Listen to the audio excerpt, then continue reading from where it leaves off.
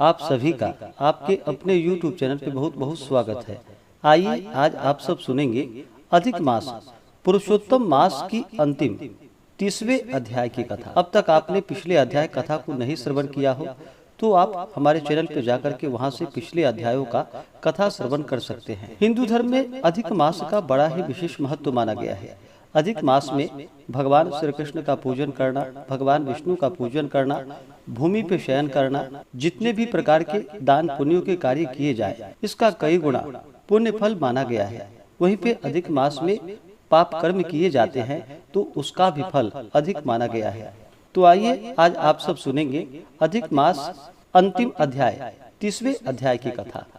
तो बोलिए प्रेम से भगवान विष्णु की जय, माता लक्ष्मी की जय, भगवान श्री कृष्ण की जय, पुरुषोत्तम भगवान की जय। नारद जी बोले कि हे तपोनिधे, तुमने पहले पतिव्रता स्त्री की प्रशंसा की, अब आप उनके सब लक्षणों को मुझसे कहिए। श्री सूत जी बोले कि हे पृथ्वी के देवता ब्राह्मणों, इस प्रकार नारद मुनि के पूछने पर स्वयं प्राचीन मुनि नारायण ने पतिव्रता स्त्री के लक्षणों को कहा। श्री नारायण बोले कि हे नारद सुनो, मैं पतिव्रताओं के उत्तम व्रत को कहूँगा। पति कुरूप हो, कुत्सित व्यवहार वाला हो अथवा स्वरूपवान हो, रोगी हो, पिशाच हो, क्रोधी हो, मद्यपान करने वाला हो, मूर्ख हो, मूक हो, अंधा हो अथवा बधिर हो, भयंकर हो, दरिद्र हो, कुपर्ण हो, निंदित हो, दीन हो, अन्य स्त्रियों में आसक्त हो, परंतु सती स्त्री सदा वाणी शरीर कर्म से पति का देवता के समान पूजन करे। कभी भी स्त्री पति के साथ कठोर व्यवहार नहीं करे। बाला हो, युवती हो अथवा वृद्धा हो, परंतु स्त्री स्वतंत्रता पूर्वक अपने गृह में भी कुछ कार्यों को नहीं करे। अहंकार और काम क्रोध का सर्वदा त्याग कर पति के मन को सदा प्रसन्न करती रहे और दूसरे के मन को कभी भी प्रसन्न नहीं करे। जो स्त्री दूसरे पुरुष से कामना सहित देखी जाने पर, प्रिय वचनों से प्रलोभन देने पर अथवा जन समुदाय में स्पर्श होने पर विकार को नहीं प्राप्त होती, तो स्त्रियों के शरीर में जितने रोम होते हैं उतने हजार वर्ष तक वह स्त्री स्वर्ग में वास करती है। दूसरे पुरुष के धन के लोभ देने पर जो स्त्री पर पुरुष का मन वचन कर्म से सेवन नहीं करती है, तो वह स्त्री लोक में भूषण और सती कही गई है। दूती की प्रार्थना करने पर भी, बलपूर्वक पकड़ी जाने पर भी, वस्त्र आभूषण आदि से आच्छादित होने पर भी जो स्त्री अन्य पुरुष की सेवा नहीं करती है तो वह सती कही जाती है। जो दूसरे से देखी जाने पर नहीं देखती है और हंसाई जाने पर भी नहीं हंसती है, बात करने पर बोलती नहीं है, वह उत्तम लक्षणों वाली पतिव्रता स्त्री होती है।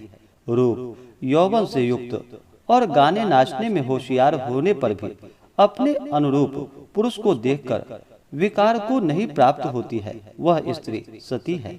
स्वरूपवान, जवान, मनोहर, कामिनियों का प्रिय ऐसे पर पुरुष के मिलने पर भी जो स्त्री इच्छा नहीं करती तो वह महासती कही गई है।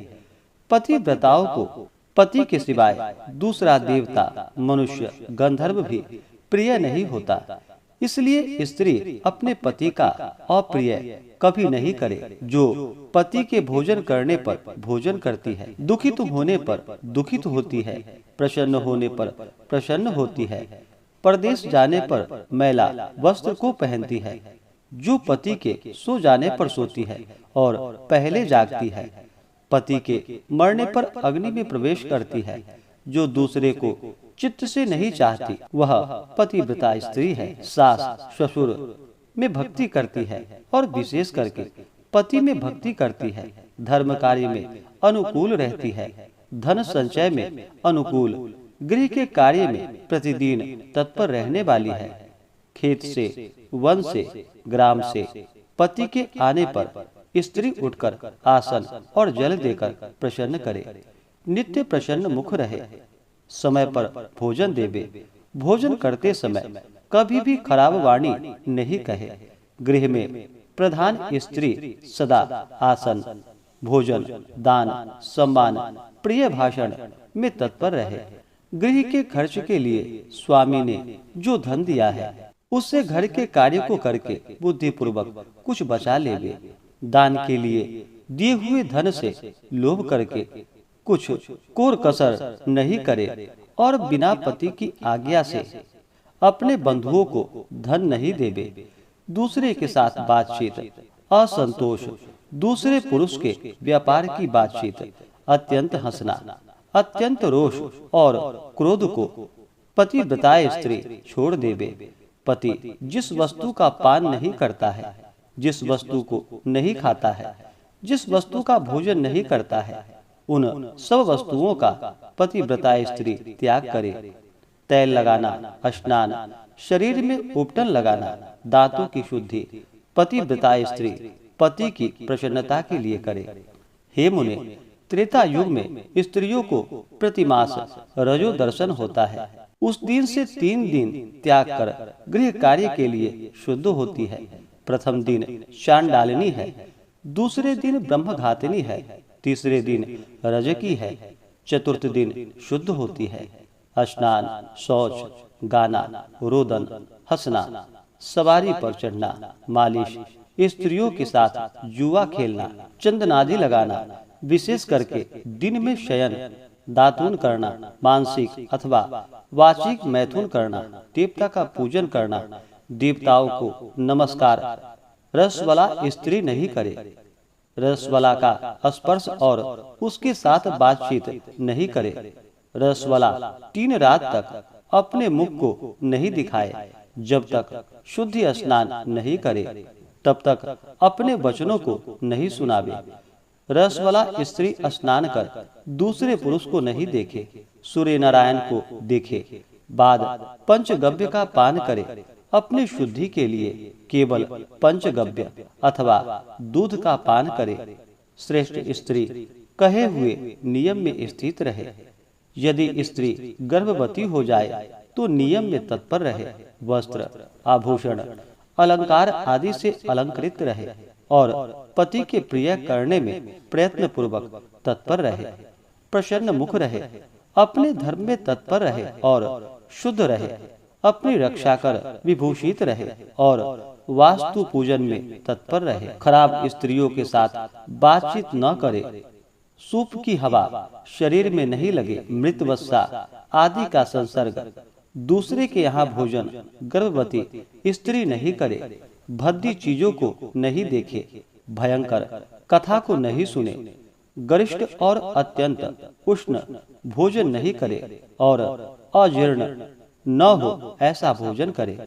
इस विधि से रहने पर पतिव्रता स्त्री श्रेष्ठ पुत्र को प्राप्त करती है, अन्यथा गर्भ गिर जाता है अथवा स्तंभन हो जाता है। अपने गुणों से हीन दूसरी सौत की निंदा नहीं करे। ईर्षा, राग से होने वाले मत्सरता आदि के होने पर भी सौत स्त्री परस्पर में अप्रिय वचन नहीं कहे। दूसरे के नाम का गान न करे और दूसरे की प्रशंसा नहीं करे। पति से दूरवास नहीं करे, किंतु पति के समीप में वास करे और पति के कहे हुए स्थान में पृथ्वी पर पति के सामने मुख करके वास करे। स्वतंत्रता पूर्वक दिशाओं को न देखे और दूसरे पुरुष को नहीं देखे। विलास पूर्वक पति के मुख कमल को देखे। पति से कही जाने वाली कथा को आदर पूर्वक स्त्री श्रवण करे। पति के भाषण के समय स्वयं स्त्री बातचीत नहीं करे। रति में उत्कंठा वाली स्त्री पति के बुलाने पर शीघ्र रति स्थान को जाए। पति के उत्साह पूर्वक गाने के समय स्त्री प्रसन्न चित्त से श्रवण करे। गाते हुए पति को देखकर स्त्री आनंद में मग्न हो जावे। पति के समीप व्यंग, चंचल चित्त से व्याकुल हो नहीं बैठे। कलह के योग्य होने पर भी पति के साथ स्त्री कलह न करे। पति की निंदा न करे। निंदा की जाने पर, ताड़ित होने पर भी पतिव्रता स्त्री व्यथित, दुखित होने पर भी भय छोड़कर पति को कंठ से लगावे। ऊंचे स्वर से रुदन न करे और पति को कोसे नहीं। स्त्री अपने गृह से बाहर भागकर न जाए। यदि बंधुओं के यहाँ उत्सव आदि में जाए तो पति की आज्ञा लेकर और अध्यक्ष राक्षस से रक्षित होकर जाए और वहाँ अधिक समय तक वास न करे। पतिव्रता स्त्री अपने घर को लौट आवे। पति के विदेश यात्रा के समय अमंगल वचन को न बोले, निषेध वचन से मना न करे और उस समय रुदन न करे। पति के देशांतर जाने पर नित्य उपटन न लगावे और जीवन रक्षा के लिए स्त्री निंदित कर्म को न करे। ससुर सास के पास शयन करे, अन्यत्र शयन न करे और प्रतिदिन प्रयत्नों पूर्वक पति के समान की खोज लेती रहे। पति के कल्याण समाचार मिलने के लिए दूत को भेजे और प्रसिद्ध देवताओं के समीप मांगलिक याचना करे। पति के परदेश जाने पर पतिव्रता इस प्रकार के कार्यों को करे: अंगों को न धोना, मलिन वस्त्र को धारण करना, तिलक न लगाना, आंजन न लगाना, सुगंधित पदार्थ माला आदि का त्याग, नख बाल का संस्कार न करना, दांतों में मिसौ आदि न लगाना, ऊंचे स्वर में हंसना, दूसरे से हंसी, दूसरे की चाल व्यवहार का विशेष रूप से चिंतन करना, स्वच्छ भ्रमण करना, दूसरे पुरुष के अंगों का मर्दन करना, एक वस्त्र से घूमना, लज्जित रहित होकर चलना इत्यादि दोष स्त्रियों को अत्यंत दुख देने वाले कहे गए हैं। गृह कार्यों को करके हल्दी लेपन से और शुद्ध जल से शरीर को शुद्ध कर स्वच्छ श्रृंगार को करे। खिले हुए कमल के समान प्रसन्न मुख होकर पति के समीप जाए।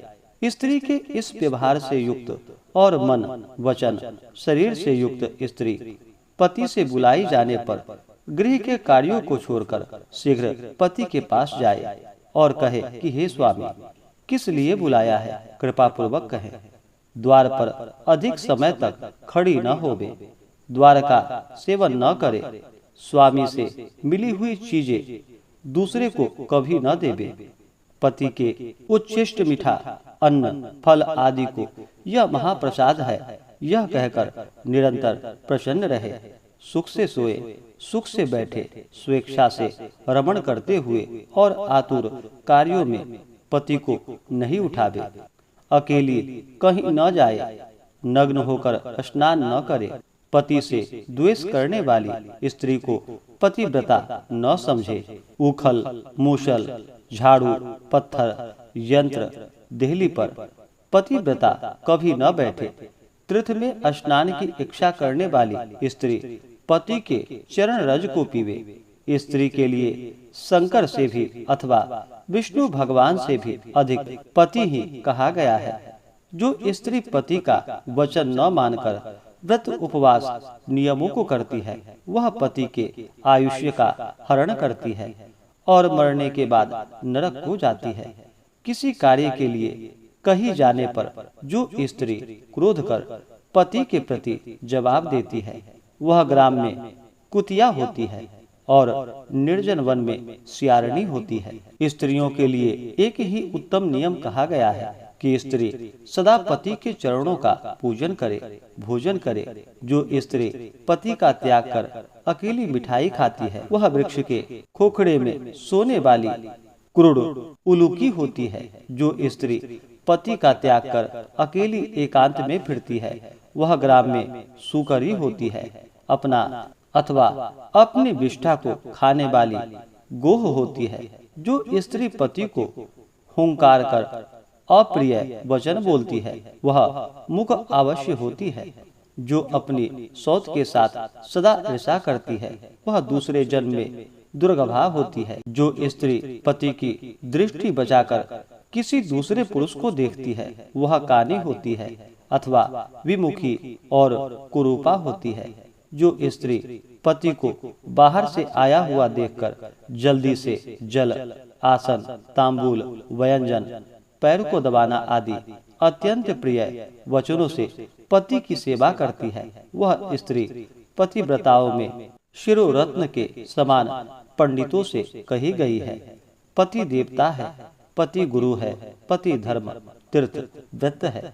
इसलिए सबका त्याग कर एक पति का ही पूजन करे।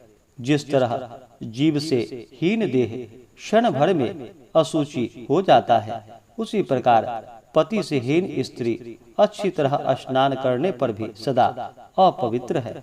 सब अमंगल वस्तुओं की अपेक्षा विधवा स्त्री अत्यंत अमंगल है। विधवा स्त्री के दर्शन से कभी भी कार्य सिद्धि नहीं होती है। आशीर्वाद को देने वाली एक माता को छोड़कर दूसरी स्त्री के आशीर्वाद को भी सर्प के समान त्याग देवे। ब्राह्मण लोग विवाह के समय कन्या से इस प्रकार कहलाते हैं कि पति के जीवित तथा मृत दशा में सहचारिणी हो। इसलिए अपनी छाया के समान पति का अनुगमन करना चाहिए। इस प्रकार पतिव्रता स्त्री को भक्ति से सदा पति के अनुकूल होकर रहनी चाहिए। जिस प्रकार सर्प को पकड़ने वाला बलपूर्वक बिल से सर्प को निकाल लेता है, उसी प्रकार सती स्त्री यमदूतों से छुड़ाकर पति को स्वर्ग ले जाती है। यमराज के दूत दूर से ही पतिव्रता स्त्री को देखकर पाप कर्म करने वाले भी उसके पतित पति को छोड़कर भाग जाते हैं।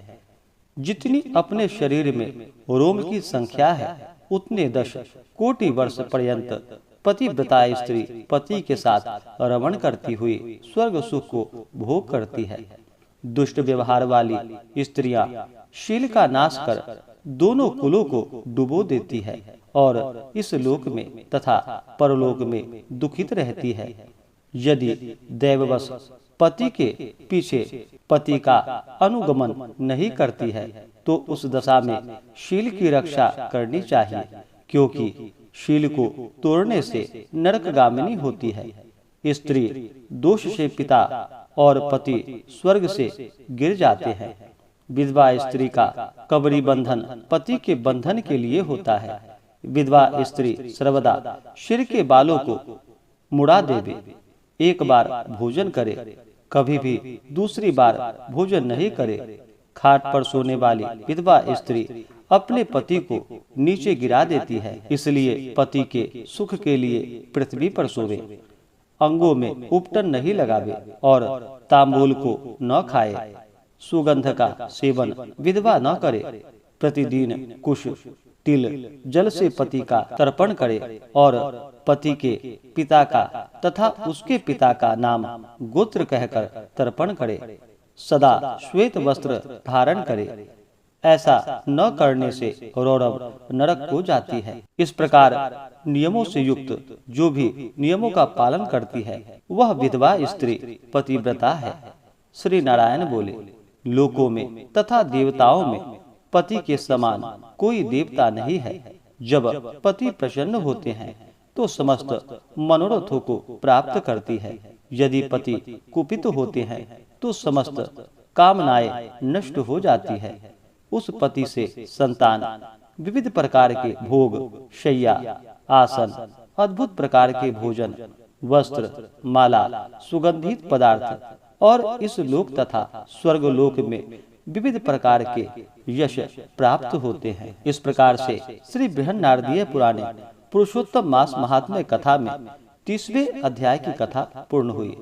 तो बोलिए प्रेम से भगवान विष्णु की जय, माता लक्ष्मी की जय, श्री राधा कृष्ण की जय, पुरुषोत्तम भगवान की जय। इसी प्रकार से कथा आदि को सुनने के लिए चैनल पे अगर आप नए हैं तो चैनल को लाल बटन दबा करके सब्सक्राइब करें, साथ में बेल आइकन घंटी को दबाएं ताकि मेरे वीडियो का नोटिफिकेशन आपको समय से मिलता रहे।